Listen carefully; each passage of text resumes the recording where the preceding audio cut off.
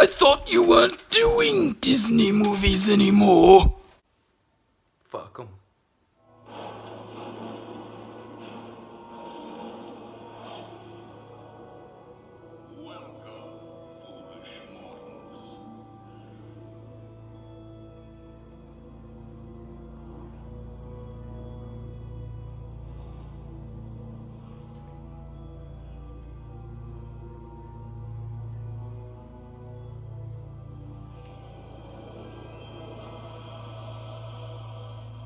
What's up, everybody? This is going to be a very special episode of the show today. Today, we're going to be taking an in-depth look at the Haunted Mansion. Ooh. This is a pretty special movie to me. This is one of those ones that I grew up watching all the time as a kid, and was one of those ones that was hugely responsible for ushering me into the horror genre.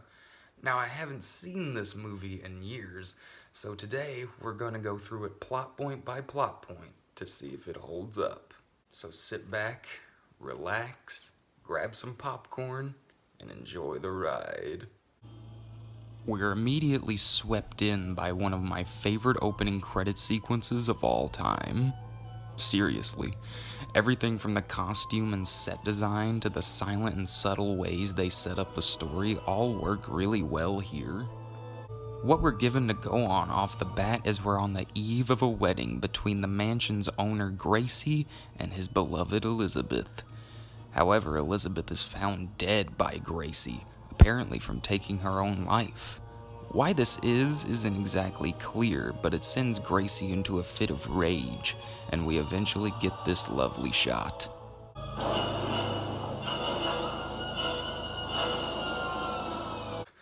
Damn, that's heavy for a kid's movie. You couldn't have just shown the silhouette of it for the same effect? I mean, props to you, but damn. We then jump into present day and meet Jim Evers, played by Eddie Murphy, a seemingly well-meaning husband and father who's just a bit obsessed with his real estate business, as is so subtly told to us through this exchange. Hey, come on, Sarah, don't be like that. I'm on a roll here. Look, we sold 7 houses this month. Yeah, well, what about the 3 soccer games, 2 birthday parties, and barbecue you missed? We then meet Jim's family, starting with Sarah, the typical way too good-looking for you wife of the lead, played by Marsha Thomason, and their 2 children, Michael and Megan, whose only real character traits are Megan is fearless and Michael has severe arachnophobia. Hooray for character depth! Come on, whack it. I can't whack the Yes, you spider. can. Come on, whack it. Come on, you can do it. Whack the spider, son. I don't want to whack. Yes, you can. Come on, I whack don't want to it. whack it. Well, kill the spider. I can't whack Kill the it. spider. Dad, I can't crush it. I can't whack it. Okay, can we please stop talking about whacking it and not whacking it? It's just a little awkward. It's quickly decided that the family is going on a lakeside vacation to get reconnected, but no sooner than that decision is made, they get an ominous phone call from someone looking to sell their multi-million-dollar mansion, which Jim obviously can't resist, so they must stop there on their way to their destination. Immediately upon arrival, the family begin to encounter strange phenomena, such as a locked gate suddenly creaking open, an expansive and decrepit graveyard as a backyard, and the cliche automatically opening front door. Spooky. I don't know about you all, but after experiencing just that phenomena alone, most people would react something like this. Too bad we can't stay, baby. We're then introduced to the totally inconspicuous and non-threatening butler. Ramsley.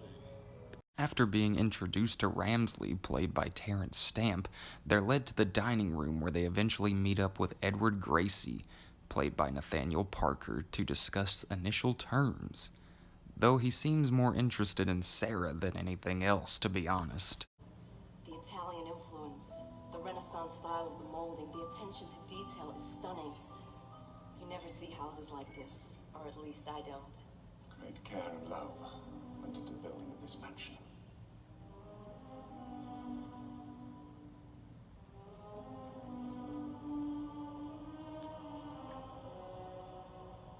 We're then introduced to our first plot convenience. How's that? The storm has flooded the road. I'm afraid there will be no leaving the mansion tonight. What? Of course, you are all more than welcome to spend the night here. Oh no, I really don't think we should. We've got plans. I'm afraid there's no other way. Ramsley will show you to your rooms. After getting settled into their room, Jim and Sarah get into an argument over getting stuck there, and... Jesus Christ! Master Gracie informs Jim via Ramsley that he wishes to have a word with him in the library. While waiting on Gracie's arrival, Jim finds a secret passageway via a bust and decides to check it out. Because that's what any normal person would do, right? I mean, what did you think was gonna happen? Think you were gonna find a secret spa back there? That's exactly what this mansion needs, actually. We cut back to the kids for a moment, which is kind of a good thing because I honestly forgot they even existed for a minute there, so let's give them something to do. And boy, do they do something because they run right into a spectral orb. And, you know, instead of having a heart attack or pissing their pants like any normal kid would do, they decide to follow this thing.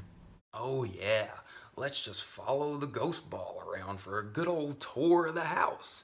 Nothing could ever go wrong. Back to Sarah now, who's decided to look for Jim. She chases after a maid who eventually evades her, and then... You have got to stop that! She looks around some more for Jim, but ends up finding Master Gracie, who then decides to take her through the history of the house, essentially giving us the same story that we already got in the opening montage, only a little bit more fleshed out. Jim eventually finds himself in the art gallery, which is such a subtle and effectively creepy sequence in the movie, what with the pictures changing as he passes and a couple busts following his every move, all capped off by a breathing door.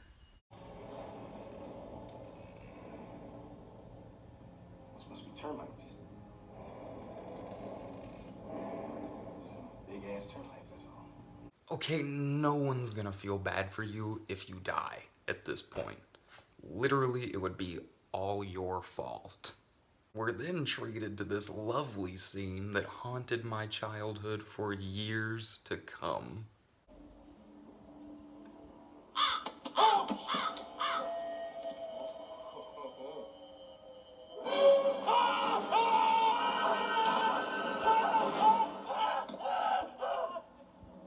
Why is it that a Disney movie pulls off jump scares better than most modern-day horror features? We're then introduced to our comedic relief duo, Emma and Ezra, who begin to tell the children more of the mystery surrounding the house before being interrupted by Ramsley, who begins to hint that he has more control and villainous intentions than previously suspected.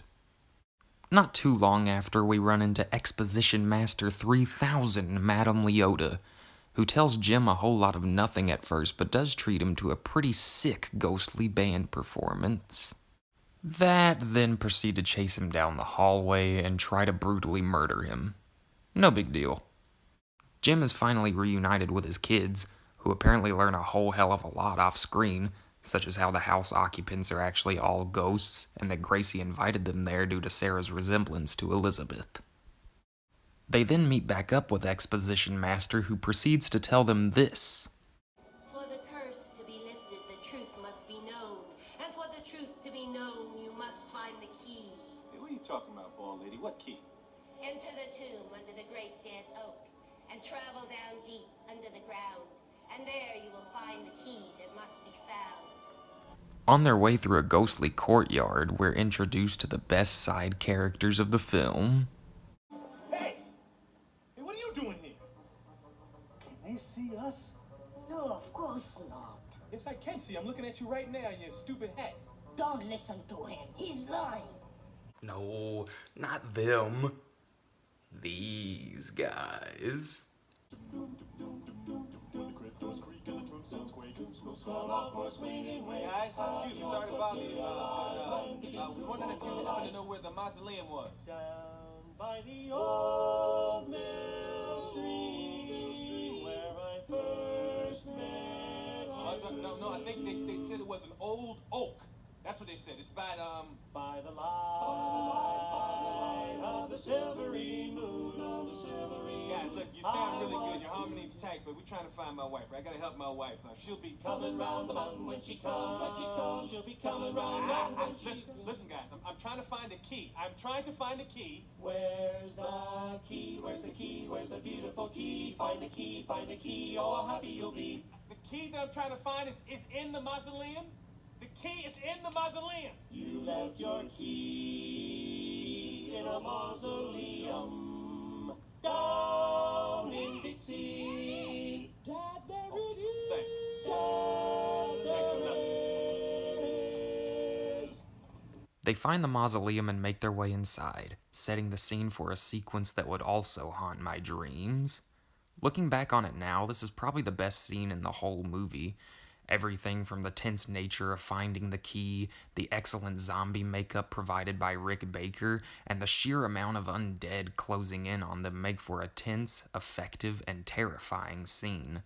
Not even just by Disney movie standards, by legitimate horror movie standards. This is some top quality stuff right here. Michael is their only hope for escape at this point, as the door to the mausoleum is locked from the outside. Only problem is it's covered by an army of tarantulas, a fear he eventually overcomes and frees his family. Woo! The key they find unlocks a trunk, which when opened they find a letter which reveals this. My dear heart, I will marry you. I will love you for all eternity, and tonight at last we will be together. I do. Forever yours, Elizabeth. She didn't kill herself. She wanted to be with him. And somebody gave him the wrong letter. Yes, well done, Mr. Evers. I must say I am impressed. You are more persistent than I would have ever imagined. The butler did it? You gotta be kidding me. I will deal with you two later. Why'd you kill her? Because the master would not listen to reason. He had everything in the world, and yet he was willing to throw it all away for love. I did tell him it would end badly. You're a real cold dude. No, Mr. Evers. I am a rational man. It was my responsibility to the house, my duty, sir, to see to it that the boy did not make a foolish error in judgment. Running away with that girl would have destroyed this house. It would have destroyed everything, and I could not stand by and watch it all fall to ruin. So basically the big twist is Ramsley is a racist old bastard. Interesting. It's further explained that Gracie and Sarah are to be wed tonight, thus breaking the curse over the house and ridding Gracie of his eternal pain. Which seems so odd and counterintuitive to me, because isn't that what he wanted to avoid in the first place, was them being together? I guess in death it doesn't matter. I don't know. And why is he so set on breaking the curse when he's the one who caused it to begin with? Maybe he's tired of the ruse. I don't know. Let's try not to think on it too much.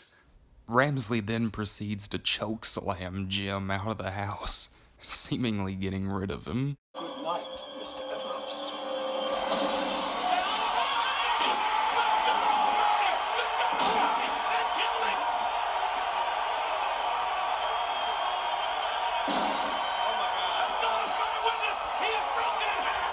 Gracie finally breaks down and admits to Sarah his belief that she is Elizabeth. You are her. You are Elizabeth. You must be. Can you not sense and search your heart? I am your one true love. But now we can finally be together. Don't you understand? Elizabeth, you must listen to me. No, Elizabeth! Please, I implore you. Leave me alone! Get away from me! After which Ramsley appears to her and makes his true intentions known. Gracie and Sarah must wed tonight, or else harm will come to the children.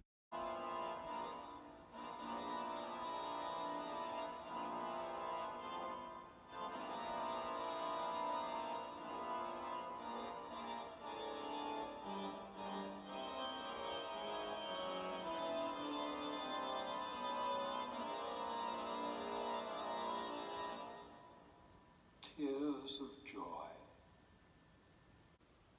Yeah, sure they are. Jim makes his way back inside the house in the quietest and most subtle way possible, driving his car through the fucking side of the house. He then turns into an action hero and saves his kids, just in time for him to say,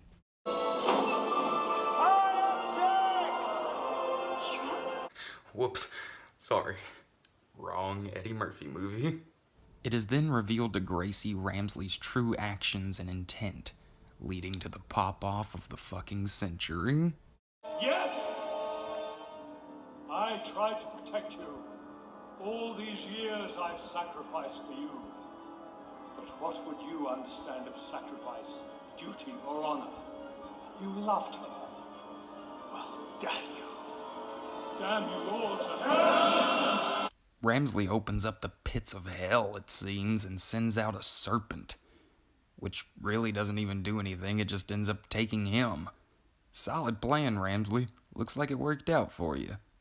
After Ramsley's demise, it seems Sarah is close to death after drinking from the poisoned chalice, but not before being possessed by the spectral orb, which turns out to be Elizabeth.